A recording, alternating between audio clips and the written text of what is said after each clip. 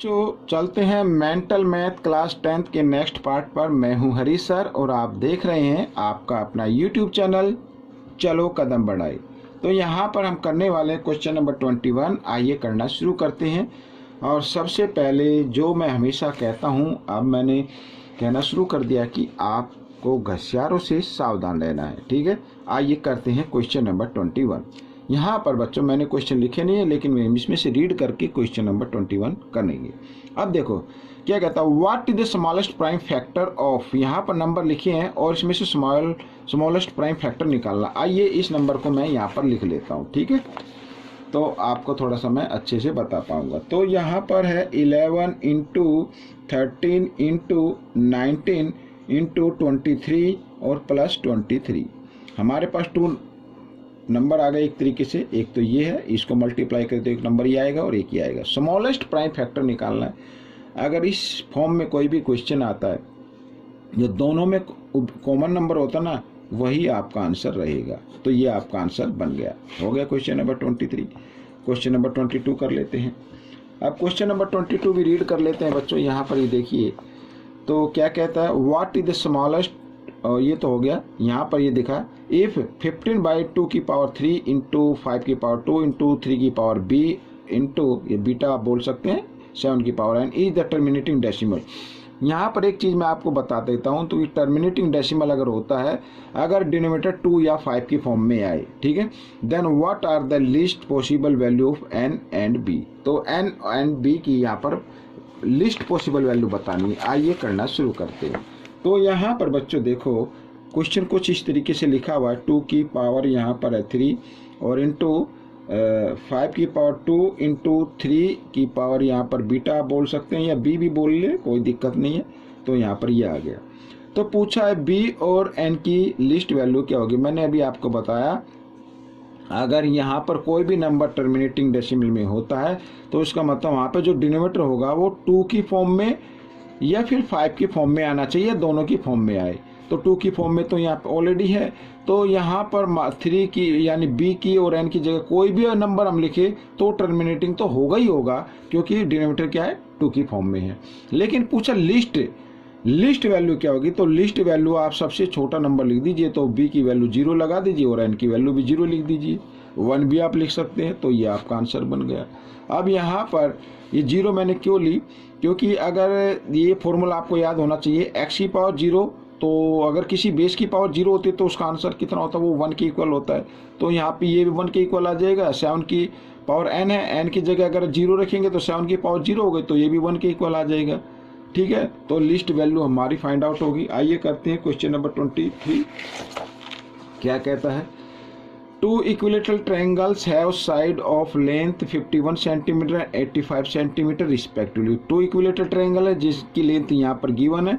Find the greatest length of tape की greatest length बतानी है, that can measure both them exactly. ठीक है, तो ताकि वो एग्जैक्टली उनको मेजरमेंट कर सके। और ग्रेटेस्ट, जब भी ग्रेटेस्ट नंबर आ जाए तो बच्चों आपको सीधा HCF निकाल लेना है। आइए हम निकाल लेते हैं, बिल्कुल ईजी है बच्चों। वैसे तो माइंड में भी आप कर सकते हैं। यहाँ पर नंबर हमारे पास 51 सेंटीमीटर और 85 सेंटीमीटर, यानी एक ऐसी टेबल बतानी है ग्रेटेस्ट जो जिसकी टेबल में दोनों आते हैं, वो होती है 17 3 जा और 17 5 जा होता है। तो ये आपका आंसर रहेगा।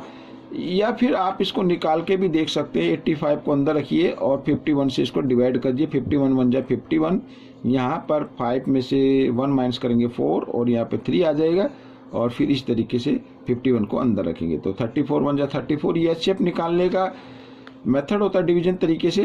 तो यहाँ पर ये आ जाएगा 17 और 34, यहाँ पर 17 2 जा 34। आप इस तरीके से भी निकाल सकते हैं। तो 17 सेंटीमीटर की वो ग्रेटेस्ट लेंथ होगी। इस स्टेप से अगर हम इसे मेजर को मापेंगे, पूरा मप जाएगा और ये भी पूरा मप जाएगा, यानी थोड़ी बहुत भी जगह नहीं रहेगी। यहाँ पर क्वेश्चन 24 क्या कहता है उसको रीड कर लेते हैं। 2 numbers are in the ratio 17:13. If their HCF is 15, then what is the sum of the numbers? Number का सम हमें बताना है। अब रेशो गिवन है, आइए करना शुरू करते हैं, जल्दी से कर लेते हैं अभी। तो ये रेशो है 17:13, ठीक है, और ये नंबर है, कोई 2 नंबर है, और साथ ही HCF भी गिवन है, तो HCF भी लिख लेते हैं। HCF है बच्चों यहाँ पर 15, ठीक है। अब जो ये रेशो होता है ये सिंपलेस्ट फॉर्म होती है बच्चों। कोई भी नंबर, अगर नंबर मान लीजिए हमारे पास एक नंबर है 9 और एक है 36, अगर इसको रेशो में लिखना है तो 9/36 लिखेंगे और 9 से इसको डिवाइड कर दें। 9 1 जा 9, 9 4 जा 36, तो इसका रेशो आ गया 1/1:4 आ गया। अब इसको हमने किया 9 से डिवाइड, तो 9 इसका क्या होगा, HCF होगा। आइए एक नंबर और देख लेते हैं। मान लीजिए हमारे पास नंबर है 25/40 लिख देता हूँ, ठीक है। ये सिंपलेस्ट फॉर्म नहीं है, तो 5 से इसको डिवाइड करें, 5 5 जा और 5 20 जा, तो 5:20 आ गया। तो ये सिंपलेस्ट फॉर्म आ गई। और हमने इसको डिवाइड किया 5 से, तो 5 क्या होगा, HCF होगा बच्चों यहाँ पर। तो यहाँ पर ठीक वही करना हमें। ये है सिंपलेस्ट फॉर्म ये, और HCF है कितना, 15। अगर नंबर हमें फाइंड आउट करना तो इसको 15 से आपको मल्टीप्लाई करना पड़ेगा। 15 से क्या कर देना, मल्टीप्लाई कर देना। 15 7 जा 105 का 5 कैरी 10, 15 1 जा 15 और 10 कितना होता है बच्चों, 25 होता है। एक तो ये नंबर आ गया। 15 3 जा 45 का 5 कैरी 4, 15 1 जा 15 और 4 हो गया ये 19, ठीक है। अब इनका हमें सम फाइंड आउट करना। 5 और 5 होता है 10 कि 0 कैरी 1, 9 और 5 14 और 1 15 का 1 2 और 1 3 और 1, ये 450 आपका आंसर आ गया, ठीक है। इस तरीके से क्वेश्चन हो गया। आइए करते हैं क्वेश्चन नंबर नेक्स्ट 25 कर लेते हैं। तो क्वेश्चन 25 क्या कहता है, देखो, the HCF and LCM of two number are 33 and 264, यानी रिस्पेक्टिवली। पहले HCF दिया तो HCF 33 है और LCM 264 है, ठीक है। तो लिखा आगे, when the first number is divided by 2, जब फर्स्ट नंबर को 2 से डिवाइड किया जाता है तो quotient is 33, find the other number find out करना है। आइए मैं बताता हूँ। देखो बच्चों, यहाँ पर देखो, मैं सबसे पहले चलो लिख लेते हैं। HCF है बच्चों, यहाँ पर इस क्वेश्चन का HCF है ये 33 और LCM है कितना, 264, ये LCM है। और यहाँ पर कहा गया है कि जो फर्स्ट नंबर है ना, फर्स्ट नंबर है, उस नंबर को मैं यहाँ पर बताऊँ फर्स्ट नंबर क्या आएगा। देखो, अगर मान लीजिए हमारे पास कोई नंबर n है और n को अगर मान लीजिए मैं करता हूँ 2 से डिवाइड, तो और यहाँ पर 33 क्वोशिएंट आ जाता है। रिमाइंडर का जिक्र नहीं है, रिमाइंडर इसमें गिवन नहीं है, तो रिमाइंडर इसका मतलब 0 आएगा। तो ये नंबर कैसे बनेगा, जब डिवाइड, यहाँ पर जो डिवाइड हमने किया है जिस नंबर है डिवाइजर से, और जो क्वोशिएंट है इन दोनों को क्या कर देते हैं, मल्टीप्लाई कर देते हैं, तभी तो n आएगा।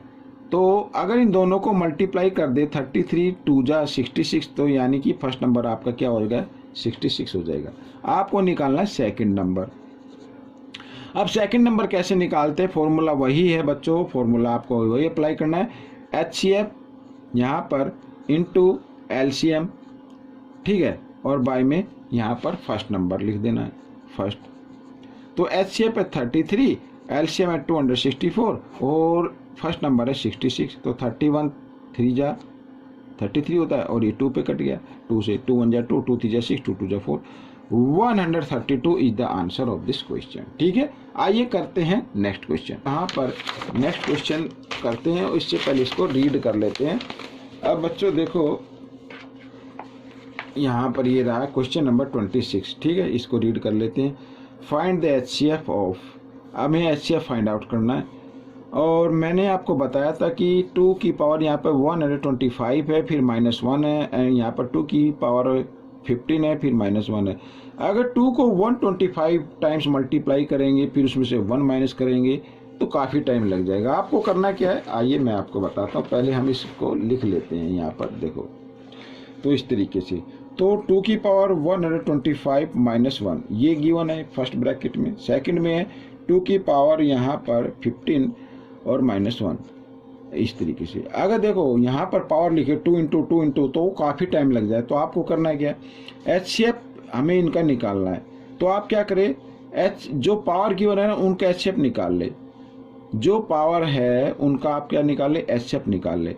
तो 125 और 5 का HCF जब 15 का HCF जब हम निकालेंगे तो निकाल के आप देख सकते हैं। इधर ये देखो, 15 8 जा 120, तो 5 बचा, यहाँ पे डिवाइड का साइन बनाओ, 15 5 3 जा 15। तो ये यहाँ पे HCF जो हमारा आया है, ये आया है बच्चों 5।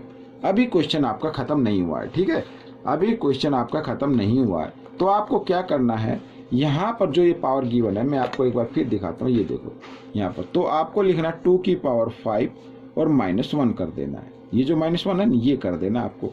अब 2 की पावर 5 है, 2 को 5 टाइम्स मल्टीप्लाई करें, 2 इंटू 2 इंटू 2 इंटू 2 इंटू 2, 2 2 जा 4, 2 जा 8, 2 जा 16, 2 जा 32, तो 32 - 1 यानी 31 is the answer of this question, ठीक है। ऐसे आपका ये क्वेश्चन सोल्व हो गया। अब नेक्स्ट क्वेश्चन क्या कहता है, question number 27, the LCM of 2 number. यहाँ पर 2 नंबर का एलसीएम गिवन है और एचसीएफ भी गिवन है और 1 नंबर यहाँ पर गिवन है, find the other number find out करना है। अभी मैंने आपको फॉर्मूला बताया है, यहाँ पर जैसे क्वेश्चन नंबर 25 किया है ऐसे 27 करेंगे। तो आइए हम इसको लिख लेते हैं, यहाँ पर मैं लिख लेता हूँ। तो एलसीएम है बच्चों हमारा 1890, ठीक है, और एचसीएफ है हमारा यहाँ पर 30, ठीक है ये, और फर्स्ट नंबर है हमारा, ये फर्स्ट नंबर है 270। तो सेकंड नंबर हमें फाइंड आउट करना है, सेकंड नंबर या अदर नंबर फाइंड आउट करना है। तो फॉर्मूला वही है, एलसीएम इंटू एचसीएफ और डिवाइड में फर्स्ट नंबर। इस फॉर्मूले से आप कर सकते हैं। तो 0 से 0, 3 1 जा 3, 3 9 जा और 9 से इसको कर दी, 9 2 जा 18, ठीक है, और 9 1 जा 9 और यहाँ पर 0 आ गया। तो 210 ये आपका आंसर आ गया बच्चों, अदर नंबर आ गया, ठीक है। ये आपको याद रखना है, यानी प्रोडक्ट ऑफ 2 नंबर मैं लिख देता हूँ। एक तो प्रोडक्ट ऑफ 2 नंबर इक्वल होगा एचसीएफ इंटू एलसीएम, यानी इन्हीं नंबर का एचसीएफ और एलसीएम ये इक्वल होता है। ये फॉर्मूला अगर आपको याद होगा तो कोई भी क्वेश्चन आप आसानी से कर पाएंगे, ठीक है। आइए करते हैं नेक्स्ट क्वेश्चन, क्वेश्चन नंबर 28। तो क्वेश्चन नंबर 28 क्या कहता है, देखो यहाँ पर, the HCF of 2 number is 11, the HCF of 2 number is 11 and LCM 616। If one of the number is 88 find the other. तो अदर नंबर फाइंड आउट करना है, ठीक है ना। तो आइए करते हैं इस क्वेश्चन को 28 यहाँ पर। तो बच्चों यहाँ पर फिर वही है, अदर नंबर फाइंड आउट करना है, तो हम सीधा अदर नंबर लिख लेते हैं। ये अदर नंबर हो गया, बिल्कुल स्मॉल छोटे तरीके से करेंगे। और यहाँ पर एचसीएफ है 11 और एचसीएफ और इंटू एलसीएम, तो ये मैंने आपको बताया, और डिवाइड में फर्स्ट नंबर यहाँ पर 88 है। तो इस तरीके से आप कर लीजिए, 11 1 जा 11, 11 8 जा 88, 8 से कर लेते हैं इसको डिवाइड। तो 8 7 जा 56, 5 बच गया 6, 8 7 जा 56, तो यहाँ पर 77 आपका ये अदर नंबर आ गया, ठीक है। आइए करते हैं क्वेश्चन नंबर 29। तो क्वेश्चन नंबर 29 हम इधर कर लेते हैं। तो ये देखो क्वेश्चन नंबर 29, ये भी बिल्कुल ईजी है, कोई दिक्कत नहीं है, आपको सिर्फ फॉर्मूला याद होना चाहिए। गिवन द एचसीएफ, ये एचसीएफ गिवन है, यहाँ पर 2 नंबर है, साथ में 2 नंबर गिवन है, ये और ये, इन 2 नंबर का एचसीएफ निकाले तो 110 आता है, और उन्हीं 2 नंबर का अगर हम एलसीएम निकाल रहे हैं तो 273 के आता है। फाइंड द वैल्यू ऑफ के की वैल्यू फाइंड आउट करनी है, ठीक है। तो पहले तो मैं यहाँ पर आपको बताऊंगा, पहले तो हमें करना क्या है, यहाँ पर पहले तो हमें नंबर लिख लेने हैं, ठीक है, नंबर्स लिख लेते हैं। नंबर है 2730, एक तो नंबर ये हो गया, एक हो गया 4400, ये हो गया। इनका जो एचसीएफ है बच्चों वो गिवन है 110, ठीक है, और साथ ही एलसीएम भी इसमें गिवन है। तो एलसीएम गिवन है 273 के, ये दिया हुआ है। अब एलसीएम एक्यूरेट नहीं दिया हुआ है, के भी इसमें साथ में लिख दिया, तो इस के की वैल्यू फाइंड आउट करनी है। इसका मतलब होगा हमें एलसीएम ही फाइंड आउट करना होगा। तो ये एलसीएम हमें फाइंड आउट करना है, ये आप समझो ये एलसीएम है, यानी आप इसको एलसीएम समझे। और एलसीएम निकालने का फॉर्मूला क्या होता है, यहाँ पर प्रोडक्ट ऑफ 2 नंबर तो हमारे ये है ना, तो इनका प्रोडक्ट ये देखो इनटू ये हम लिख लेते हैं, और डिवाइड एचसीएफ, तो एचसीएफ आ गया।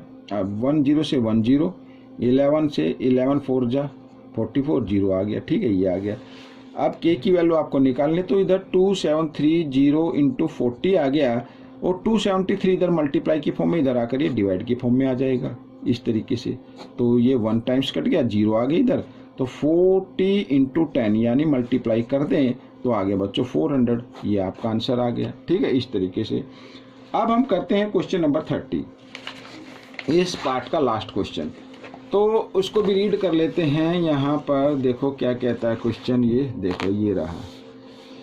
इन a seminar the number of participant in Hindi, English and mathematics. यहाँ पर पार्टिसिपेंट हैं, जो हिंदी के पार्टिसिपेंट हैं वो 60 हैं, और इंग्लिश के 84 हैं, और मैथमेटिक्स के 108 हैं। ठीक है ना, रिस्पेक्टिवली।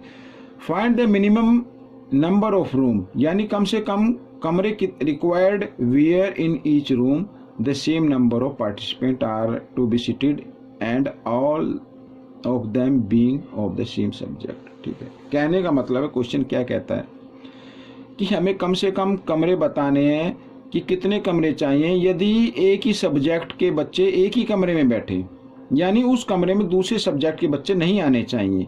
ठीक है, अब यहाँ पर हिंदी के 60 हैं, तो 60 बच्चों के लिए कितने कमरे चाहिए, 84 के लिए कितने चाहिए, और 108 के लिए कितने कमरे चाहिए। एक तो आपको फाइंड आउट कर सकते हैं बच्चों कि ये तीनों नंबर ग्रेटर नंबर से डिवाइड, कौन से टेबल से डिवाइड हो रहे हैं, यानी 2 से नहीं, 2 से तो होंगे, ग्रेटर नंबर से। तो आप उस तरीके से कर सकते हैं। अगर नहीं आता ऐसे तो आप सीधा इनका HCF निकाल लीजिए, HCF से ग्रेटर नंबर आ जाता है। तो HCF हम निकाल लेते हैं बच्चों। यहाँ पर HCF निकालते हैं 60 का और 84 का और 108 का। ठीक है, HCF कितना आएगा, 108 लिख दिया मैंने। तो इनमें से कोई भी नंबर ले लीजिए, तो 108 और 84 ले लेते हैं। तो HCF जो इसका आएगा वो आएगा 12। ठीक है, क्योंकि 12 की टेबल से ये हो रहा है, 12 से कोई ग्रेटर टेबल नहीं है जो इन तीनों को डिवाइड कर सके। तो 84 बन जाए 84, यहाँ पर 4 आ गया, यहाँ पर 2 बच गया, और 84 इधर, तो 24 3 जा होता है बच्चों 72। 4 में से 2 माइनस करेंगे और 8 में से 7 माइनस किया 1, तो यहाँ पर ये आ गया बच्चों इस तरीके से 12 2 जा 24। ठीक है, ये हो गया 12 आ गया। अब 60 बचा था, तो 60 को भी अगर हम 12 से डिवाइड कर दें तो 12 5 जा 60 हो गया बच्चों। तो HCF हमारा आ गया है 12 आ गया, सॉरी, HCF कितना आ गया, 12 आ गया। अभी ये आपका आंसर नहीं है, हमसे पूछा है कि हिंदी के बच्चों के लिए कितने कमरे चाहिए। तो हिंदी के बच्चे हैं टोटल 60 और HCF आया 12, तो HCF से इसको डिवाइड कर दीजिए तो पता लग जाएगा हिंदी के बच्चों के लिए हमें कमरे कितने चाहिए, 5। यानी एक ऐसा नंबर हमें फाइंड आउट करना है जो इन तीनों नंबर को पूरा डिवाइड कर सके। ठीक है, ये तो हिंदी के हो गए। अच्छा, इंग्लिश के हैं बच्चों 84, इसको भी हम HCF से डिवाइड कर देते हैं, तो यहाँ पर आ गया 7। और ये है मैथमेटिक्स के, इसको भी 12 से डिवाइड कर देते हैं, यहाँ आ गया 9। अब हिंदी के लिए 5 रूम चाहिए, इंग्लिश के लिए 7 रूम चाहिए, और मैथमेटिक्स के लिए 9 रूम चाहिए। और टोटल रूम अगर पूछा है तो इनको आप क्या कर दें, ऐड कर दें, और ऐड करने पे 9 और 7 16 और 5 21 इज द आंसर। ठीक है, तो बच्चों ये वीडियो कंप्लीट हो चुकी है। आपको ये वीडियो कैसी लगी मुझे जरूर बताएं, और इसमें से सीखकर दूसरों को सिखाना है। ठीक है, मिलेंगे नेक्स्ट पार्ट में। Thank you.